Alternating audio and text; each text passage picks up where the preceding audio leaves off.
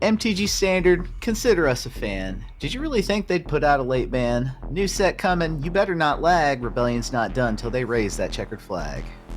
It only plays as if it races. Comment below as we walk through the season finale of Aetherdrift Standard.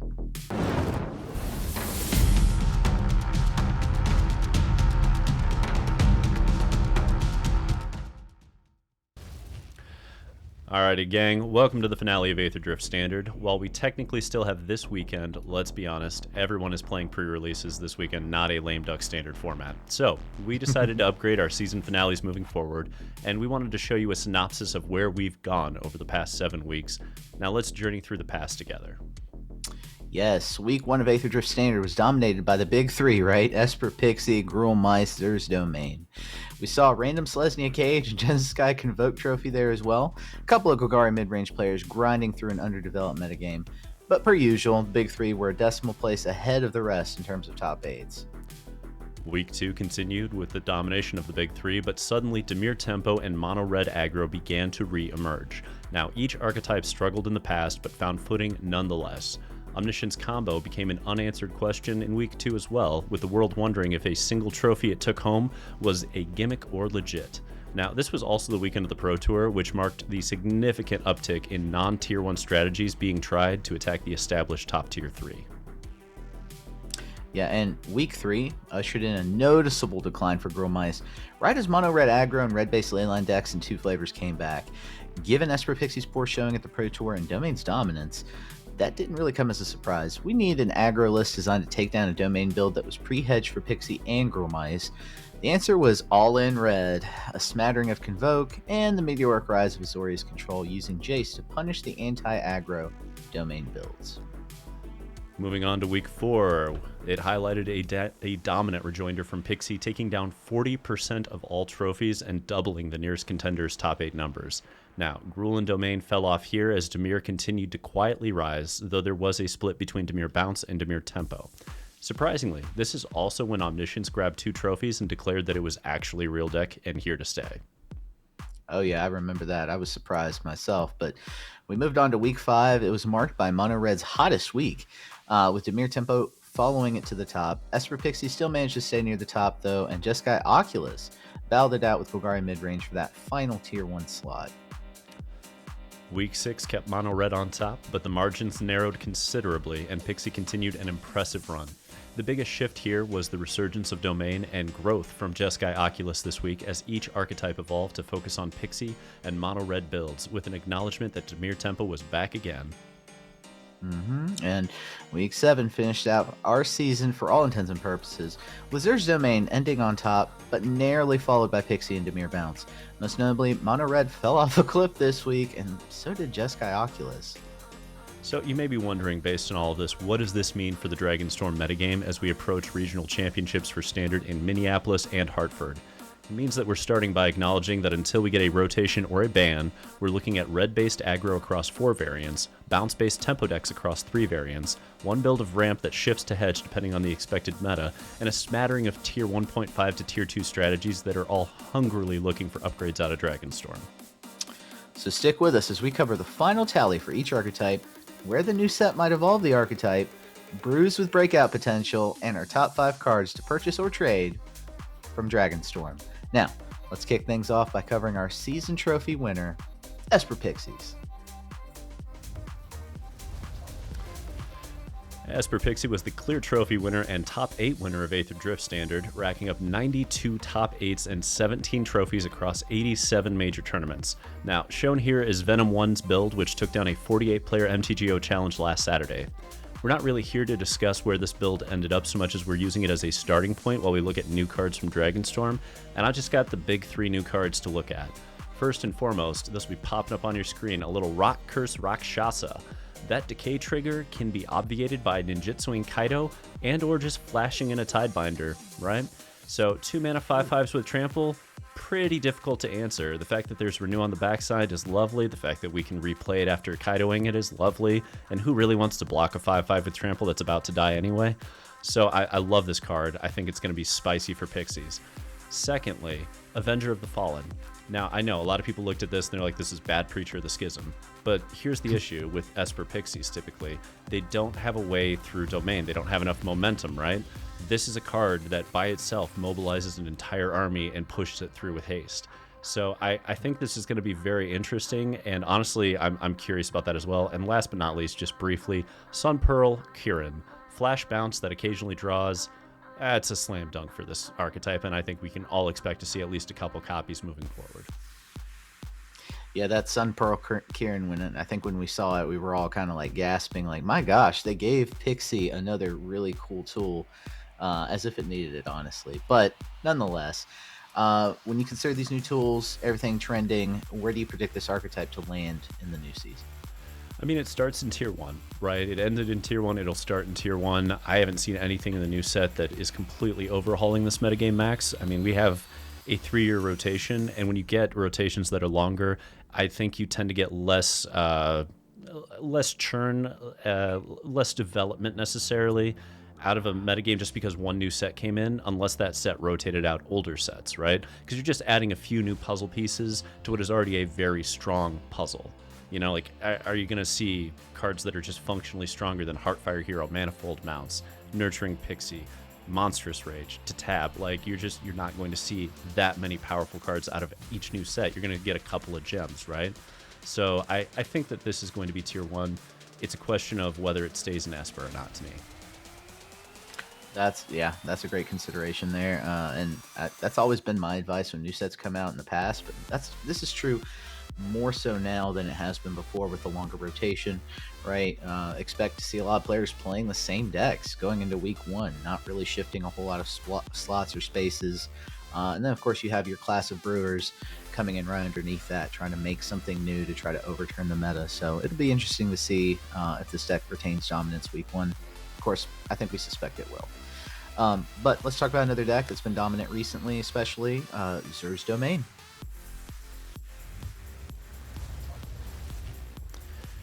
Zur's Domain came in second across Aetherdrift Standard, managing 80 top 8s and 12 trophies of its own. Now, shown here is Chris MTG 77's build, which won a 65-player MTGO challenge on Thursday of last week, and let's look at what it gets from Dragonstorm. All right, first and foremost, don't hate me for this, but Craterhoof Behemoth, I think, is a consideration. I know it looks odd, but you already have Cavern of Souls in the deck, and you already have Overlord of the Mistmoors and Beza, which means you have ways to create tokens to take advantage of this card. And if you think about the mirrors and how often they come down to like, okay, let's just wait till one of us finds 2 Jace effects to, chain together and mill the other player out, is that better than just going uncounterable Craterhoof smack at you for 20? You know what I mean? Like, this is the green Imidanes for a ramp deck, potentially, and I think that's spicy. Other things that we might want to consider, Bloomvine Regent. It's a dragon that ramps and you get to gain life. It presents a large flying body as well that blocks well against Pixie, so that one intrigues. And there's a couple other options here between like Kintree Severance or Rakshas's Bargain. I mentioned both of those because they're triggering beans, so they're undercosted triggering beans and either developing the board state or drawing cards. Both of them are considerations. I don't know that either is going to fit ultimately, but that's what we're here to talk about, right? Absolutely, and those cards are popping up on the screen now for you. So similar question to before, especially considering that it kind of gains the same number of tools that Pixie does. Where do you predict this archetype to land next season? It's really difficult when it comes to something like this because Domain is hedging really hard. The build that you just saw, that is so hedged for Pixie and Aggro, but Domain is going to suffer some of the same issues I think that Golgari Midrange and many of these archetypes face at this point, which is that the meta is diverse. As much as everybody wants to scream for bans, we have up to 10 viable decks in this metagame right now, and how do you possibly position your deck to deal with all of them? I don't know that anybody's doing that effectively, and Domain in particular is a slower deck, meaning there are more ways to attack it. There are more turns to attack it, and there are more strategies that can be used to attack it.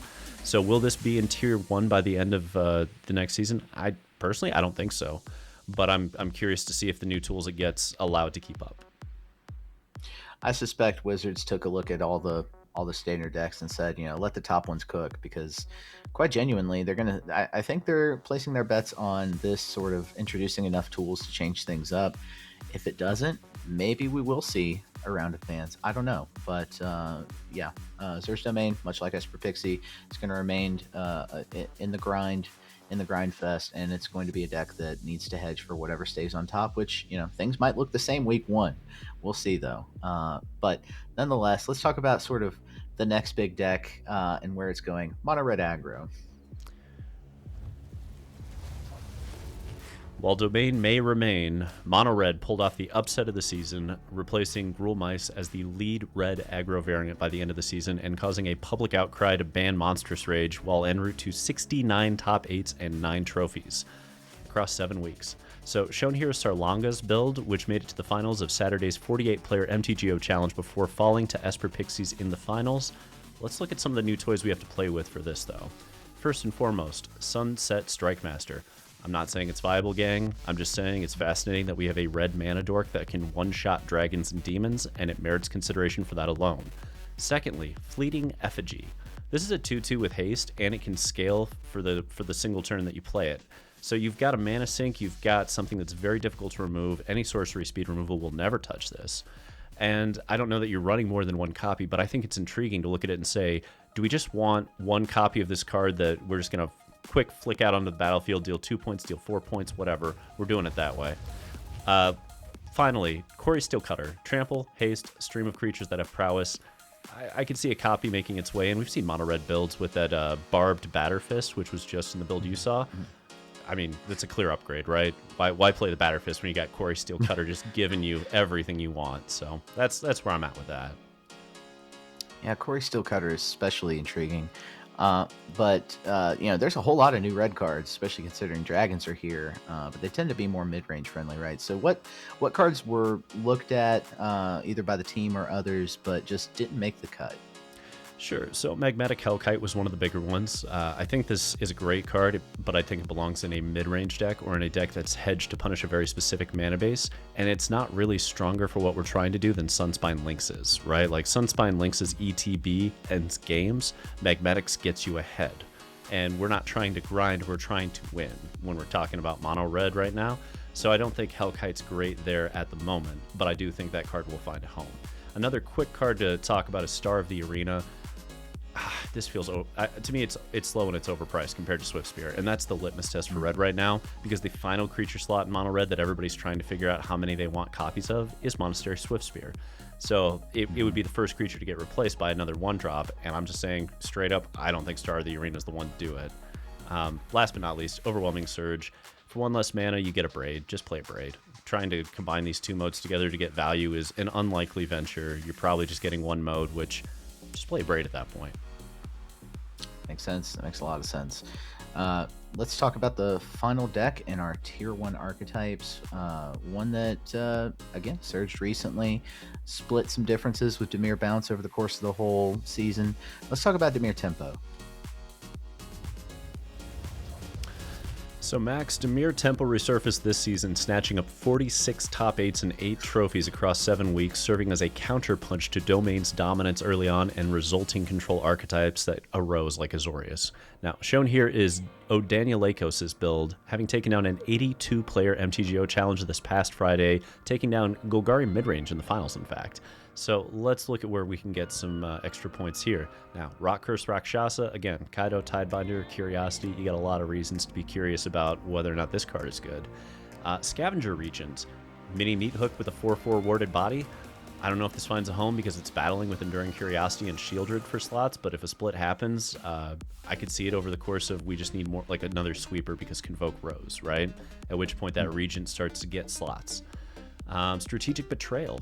Exile Edict plus Graveyard interaction that is one-sided. I think that also is going to merit some consideration, but it's very much a meta call. You know, if you're going up against Convoke, that card's trash. But if you're going up against something like, Domain, where they're landing 1 Overlord potentially, yeah, I could see it go through. So it just kind of depends.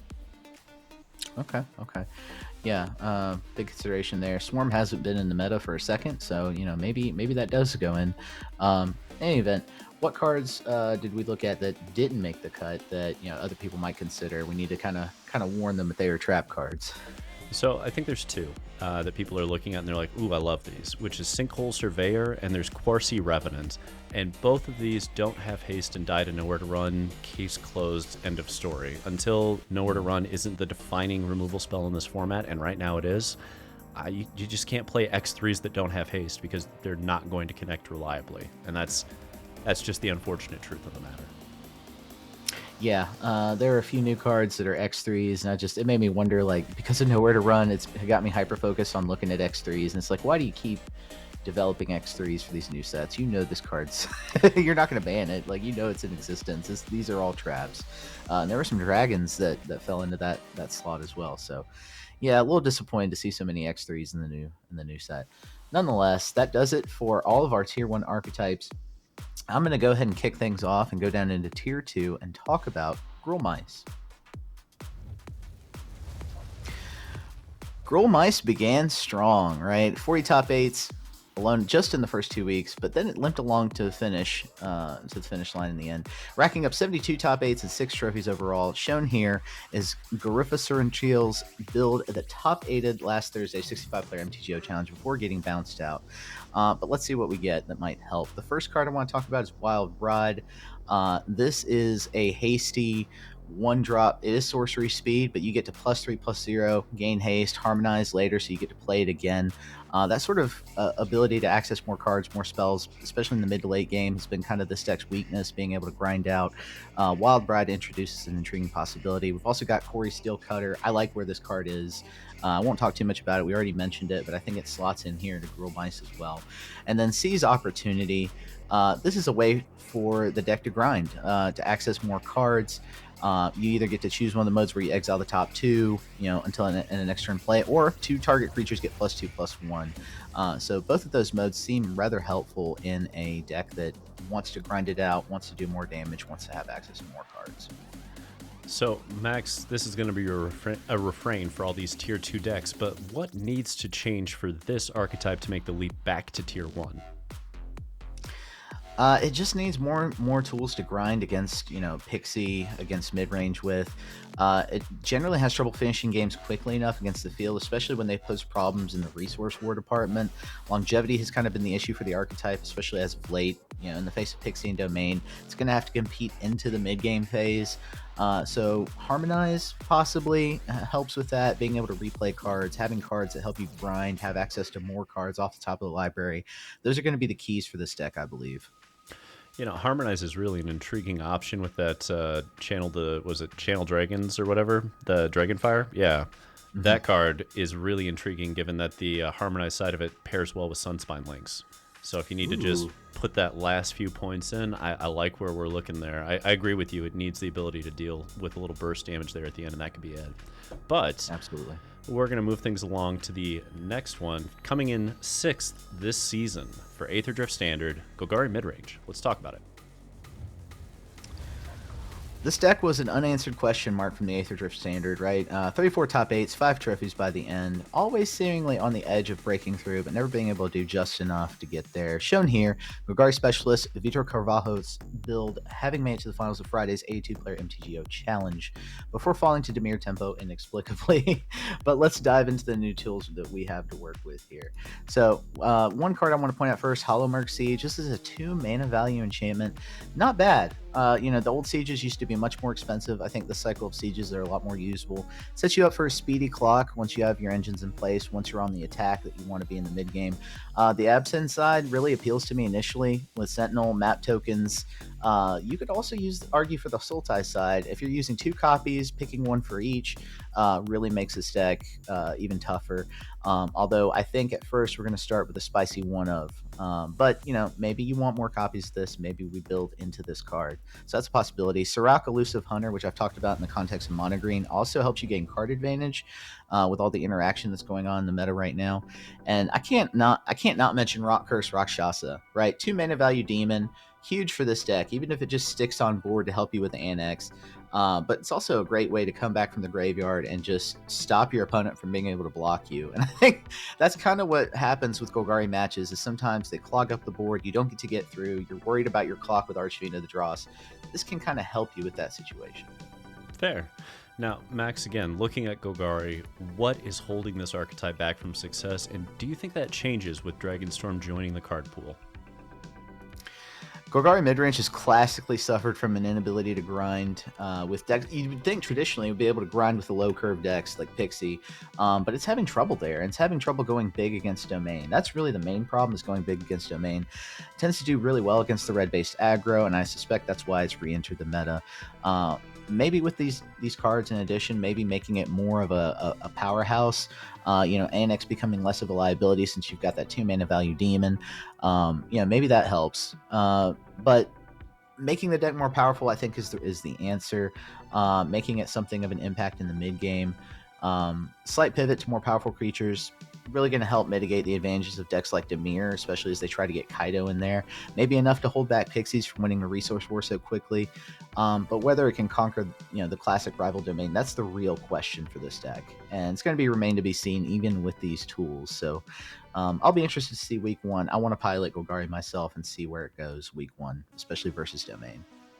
Yeah, I'm with you. If it can find a way through Domain, I feel like we've got some serious viability for that deck as a tier 1 option, but man, that is not an easy matchup, and no one has managed to solve it yet. However, speaking of decks that are trying to solve matchups, let's talk about 7th place here with Jeskai Oculus. Eye in the Sky came to prominence with the advent of Pro Tour Aetherdrift, as the remix on Azorius Oculus had a far stronger plan B than its predecessor. 38 top 8s, 4 trophies later. Has the experiment died down? We'll see. Shown here is Jesse Liu's SCA qualifier winning list from a few weeks back. Let's see if we have anything new to add. And there are quite a few options here. Quarry Mountain Monastery in the land department. This presents an interesting option, being able to exile a top card of your library in the mid game, do something when things have stalled. Stalled board states are not something that are great for this deck. Glacial Dragon Hunt, an Izzet card, 2-drop sorcery.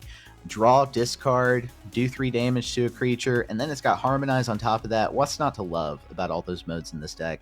One card that I thought about also was Runescale Stormbrood. Now, the downside is you are going up the curve a little bit here in a deck that traditionally wants to stay low curve, but being able to counter a spell, especially low curve spells, we've got a lot of low curve decks, doing some disruption, and then having a dragon that whenever you play a non-creature spell gets a boost might be a good option. Then I just want to mention briefly a couple of Jeskai colored cards.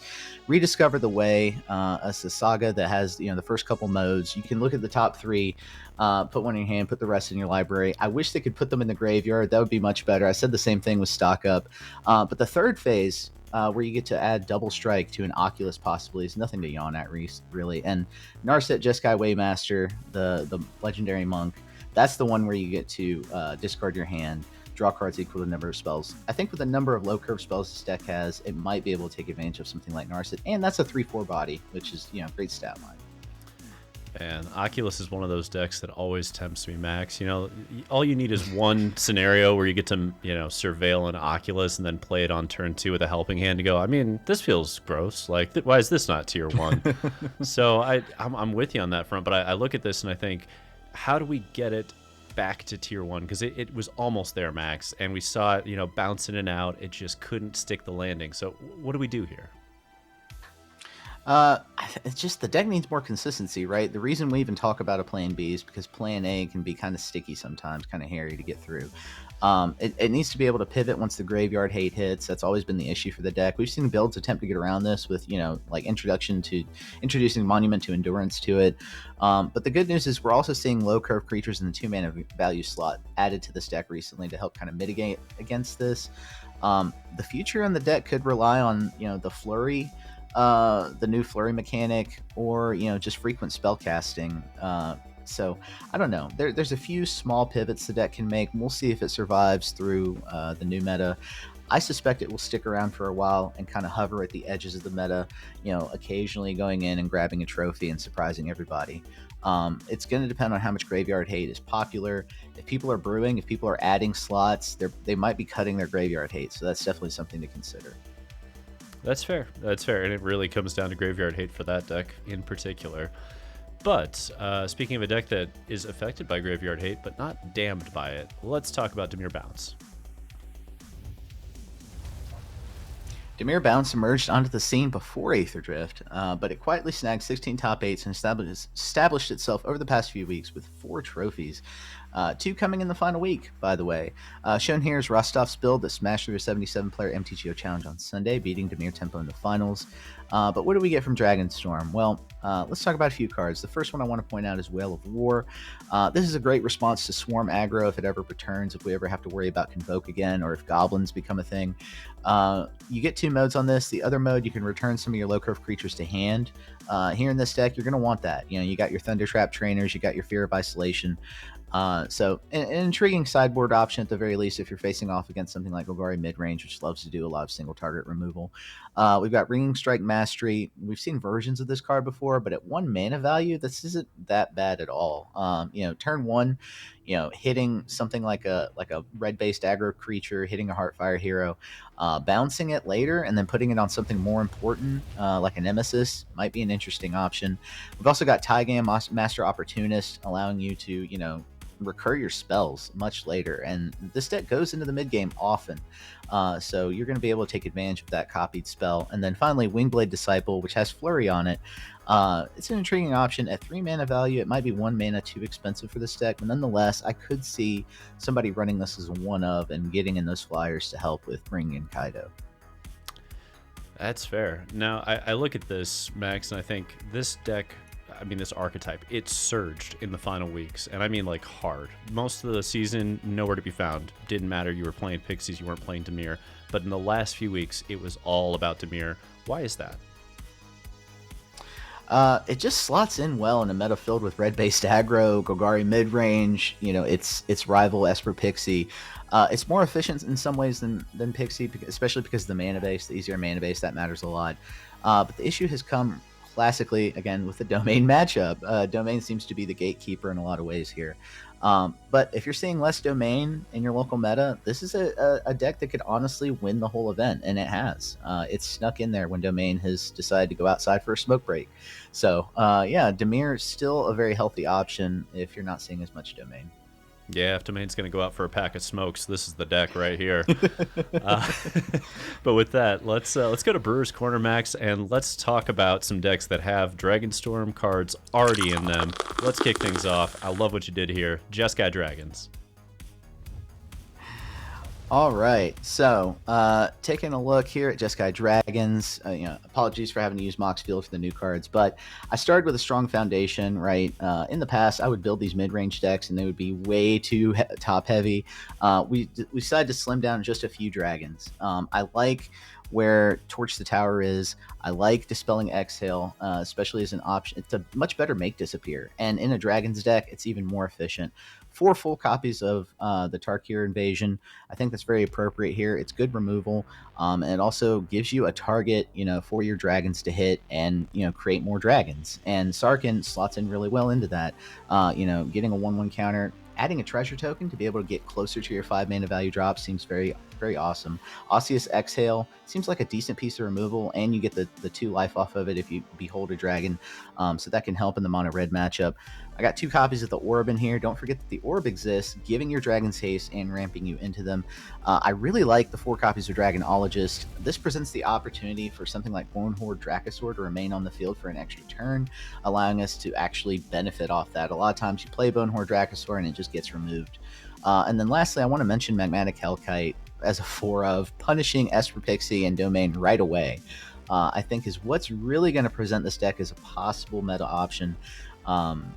I just love where that card is right now. And even if you're not hitting those decks, what you are hitting, you're slowing them down. Even the low curve decks, you're slowing them down for a turn, and that could be quite significant. Yeah, Jeskai Dragons has a lot of interesting pieces that came in, and the last time we had Tarkir, if I remember correctly, that was when we had the original Dragonlord Slumgar, Dragonlord Ojutai, the Foul Tongue Invocation, Slumgar Scorn, and I can tell you, I played that all the way to the top of, back then it was RPTQ? Yeah, we've shifted systems like 3 times now, Wizards. This is on you. But yeah, that deck was real once upon a time. So I'm curious if we see a comeback. I don't know what wedge it's going to be, but Jeskai feels like a great place to start right now. So I'm here for that one. That said, let's kind of mess with this and push on over to Azorius Bay.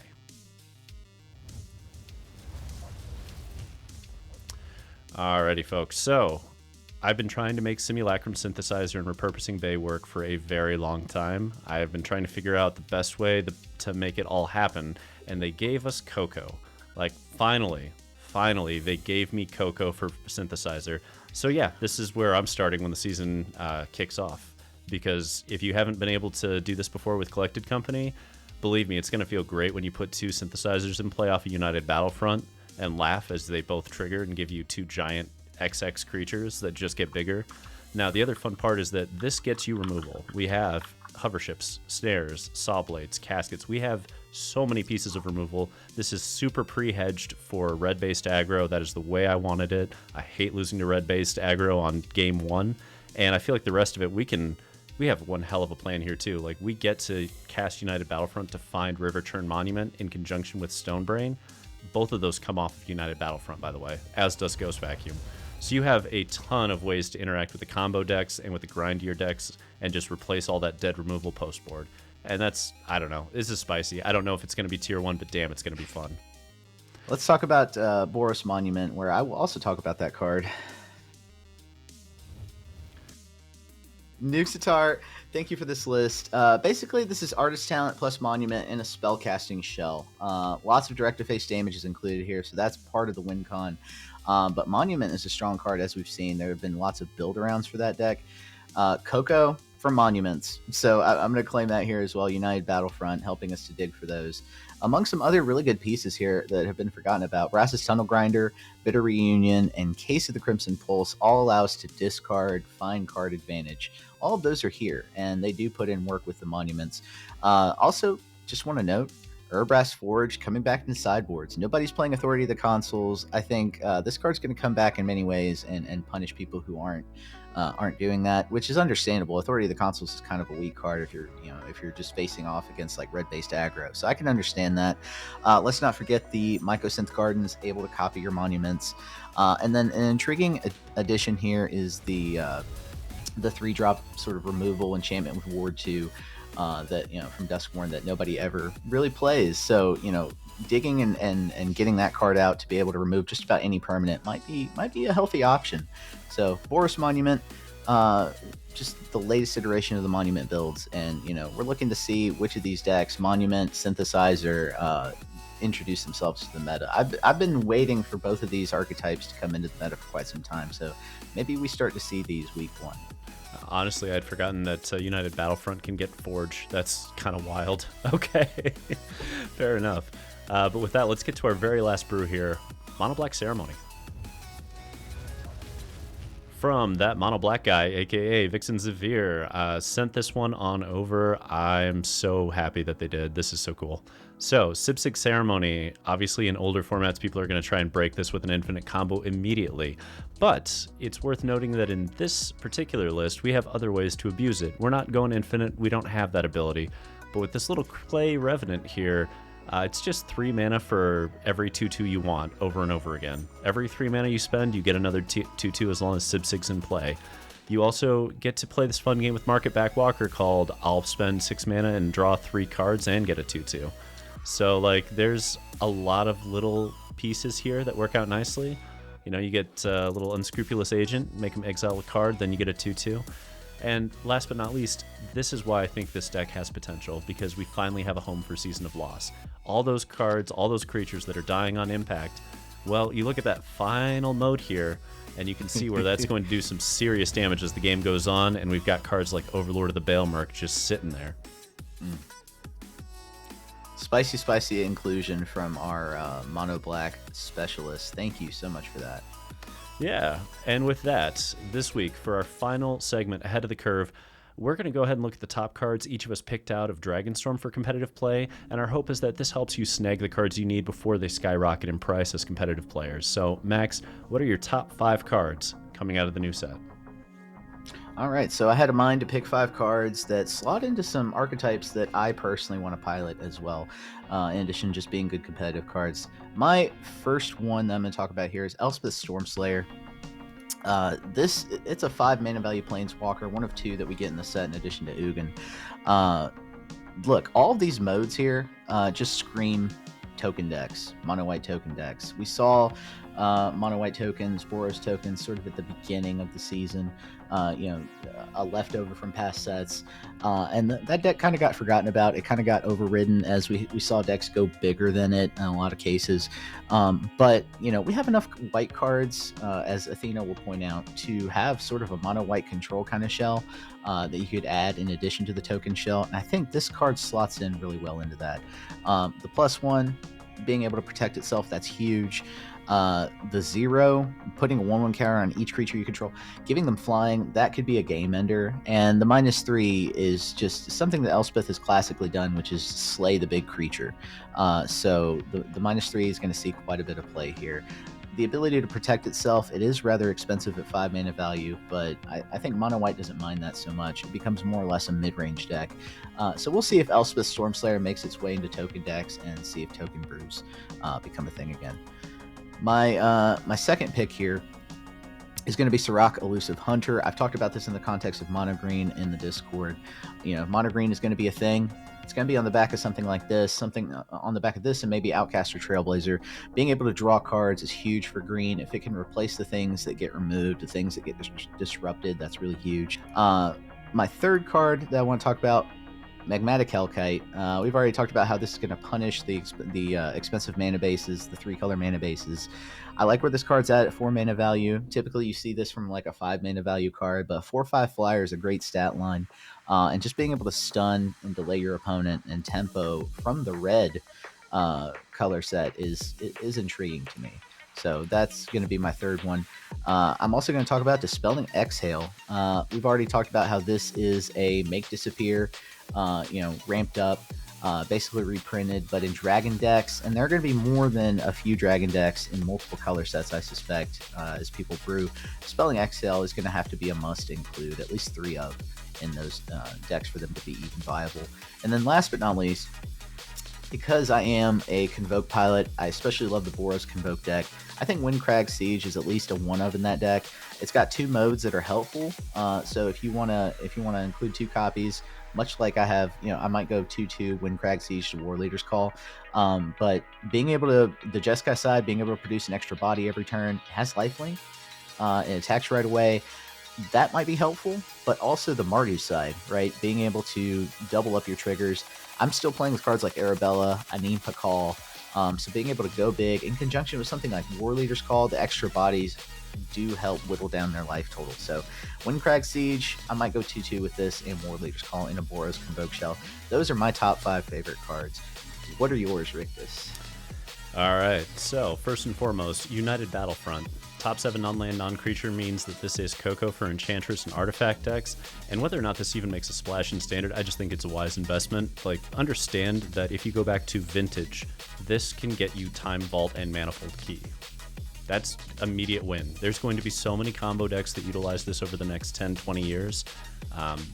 Get 4. Just get 4. I think it's just a wise move if you play Magic. Quarry Steel Cutter is number 2 on that list. There's a lot of prowess decks that are excited about it. There's also the potential to see that single copy in mono red lists. It triggers Valiant, it gives trample haste, and occasionally a creature. Seems fine. Rock Curse Rakshasa is the 3rd one on the list. Unholy Annex just gets better. Kaido gets better. Tidebinder gets better. There's a lot of things to be done in that decay trigger.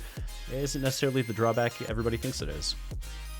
4th on the list, Sun Pearl Kirin.